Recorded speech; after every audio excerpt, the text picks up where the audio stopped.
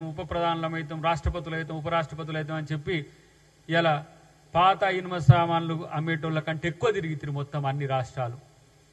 ఇక్కడ ప్రజల సంపదను ఎక్కడికో తరలించే ప్రయత్నం చేస్తుంది.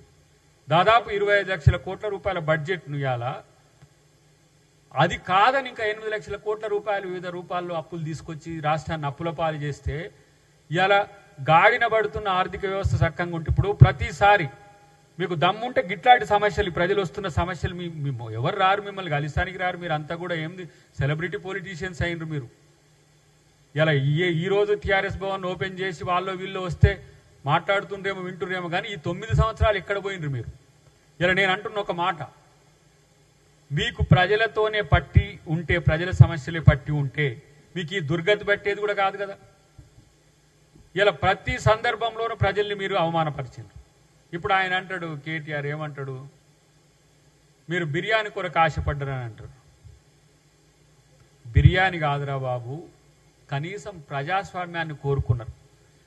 ప్రభుత్వం వచ్చిన మొదట్లో మమ్మల్ని కలిసిన చాలామంది ఉద్యోగులు, చాలామంది ప్రజలు ఏమన్నారు తెలుసా, అట్లీస్ట్ మేము వీ కెన్ బ్రీత్ సార్ అని, కనీసం ఇప్పుడు ఊపిరి తీసుకోగలుగుతున్నామని.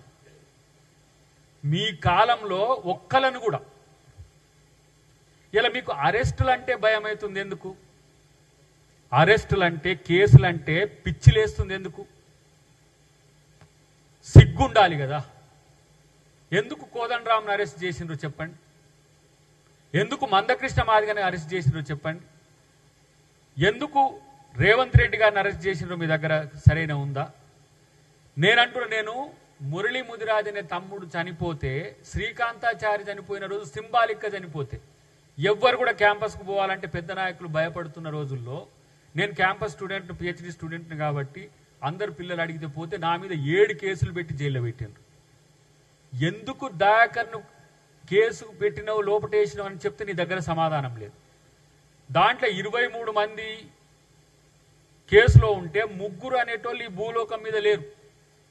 వాళ్ళనంటే వాళ్ళు వచ్చే వరకు కేసు పరిష్కారం కాదు. ఇప్పుడు 6 సంవత్సరాలు అవుతుంది ఆ కేసు. ఇంత దొంగ బుద్ధి, ఇంత లంగ బుద్ధి, మిమ్మల్ని ప్రశ్నిస్తే, విమర్శిస్తే, మీ గురించి మాట్లాడితే మాకు చిప్పకూడు తినిపించిరి. మీరు చిప్పకూడు తినొద్దా? ఇన్ని లక్షల కోట్లు దోచుకున్న దొంగలు మీరు బాజాబ్తో బయట తిరుగుకుంటే ఇష్టం వచ్చినట్టు మాట్లాడుతుంటే మిమ్మల్ని తెలంగాణ సమాజం ఎందుకు సహించాలి? కనీస ఇంగితం లేని దరిద్రులు మీరు, కనీస ఇంగితం. కోదండరాంను అరెస్ట్ చేసిన తీరు ఈ సభ్య సమాజానికి అంత తెలుసు. అద్దంకి దయాకర్ని అరెస్ట్ చేసిన తీరు తెలుసో లేదో కానీ మమ్మల్ని అయితే దేశద్రోహుల లెక్క కింద జడ్జి కాడ కింద కూర్చోబెట్టి వాళ్ళు చాలా ప్రమాదకరమని.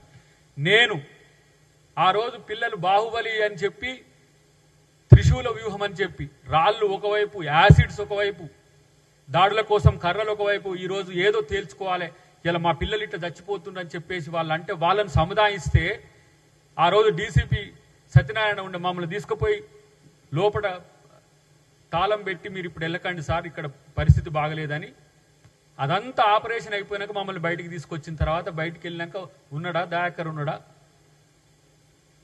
అప్పుడు ఒంటేరు ప్రతాప్ రెడ్డి కూడా ఉండే. పాపం ఒంటేరు ప్రతాప్ రెడ్డిని కొట్టిన తీరు చూస్తే నేను నా జీవితంలో పోలీసు వాళ్ళు ఒకరిని కొడుతుంటే చూడలే, ఆయనను చూస్తుంటే ఆయన మొత్తుకుంటున్న తీరు. ఇప్పుడు ఆయన మీ పార్టీలోనే ఉన్నాడు, బెదిరించి తీసుకున్నారు ఆయన.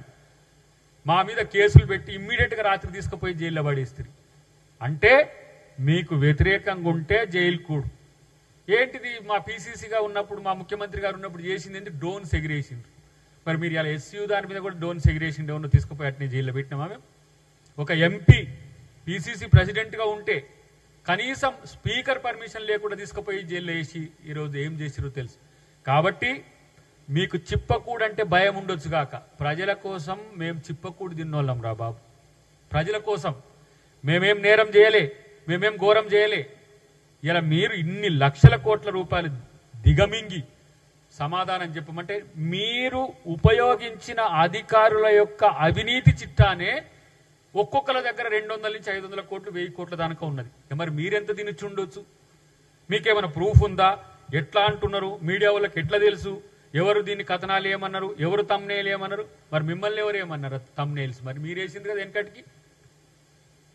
ప్రతి ఒక్కరి మీద నిందారోపణలు చేయడానికి ఇష్టం వచ్చినట్టుగా చేసినారు. మీ దాకా వచ్చే వరకు సమస్య అవుతున్నది. ఇప్పుడు ప్రాపగండాను బేస్ చేసుకొని పరిపాలించిన దరిద్ర ప్రభుత్వం అంటే అప్పుడు టీఆర్ఎస్/బీఆర్ఎస్ ప్రభుత్వం. ఇప్పటికి నేను టీఆర్ఎస్/బీఆర్ఎస్ ఎందుకంటున్నంటే వీళ్ళు ఎటుపోతారో తెలియదు. రేపు బీఆర్ఎస్ అని చెప్తారు, తెలంగాణ అంటారు. కాబట్టి ఈరోజు నేనంటున్నా, ఈ పార్టీకి ఈ రాష్ట్రంలో రాజకీయాలు చేసే నైతిక హక్కు లేదు. ప్రాంతాల మధ్యన విద్వేషాన్ని వెదజల్లుతూ ఇలా తెలంగాణ ప్రజలు, ఆంధ్ర ప్రజలు, తెలంగాణ నాయకత్వం, ఆంధ్ర నాయకత్వం చైతన్యవంతమై ఉండడం వల్ల సమస్య తీవ్రం కావట్లే.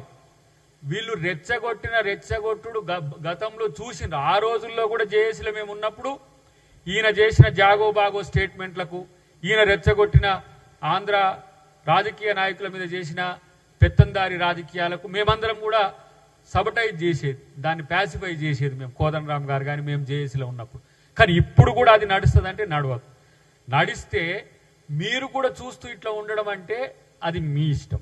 ఎందుకు నేను కొంతమంది ఆంధ్ర మీడియా మిత్రులకు చెప్తున్నా, నేను ఇది పర్టికులర్గా చూస్తున్నా వాళ్ళను. ఎందుకంటే వాడు మాట్లాడే మాటల తీరులు మొత్తం కూడా మీరు డైరెక్ట్ లైవ్లు పెట్టి ఇష్టం వచ్చినట్టుగా, అంటే తెలంగాణ ఆంధ్రప్రదేశ్ కొట్లాడుకోవాలని ఆ సెక్షన్ ఆఫ్ మీడియా కోరుకుంటుందా? ఇతర మీడియా మీద జరుగుతున్నప్పుడు అందరు మీడియా మీరంతా మూకుమ్మడిగా ఎందుకు మీరు సహకరించుకోవట్లేరు? మేము మాట్లాడితే మేము ఆంధ్ర పక్షపాతులమాట.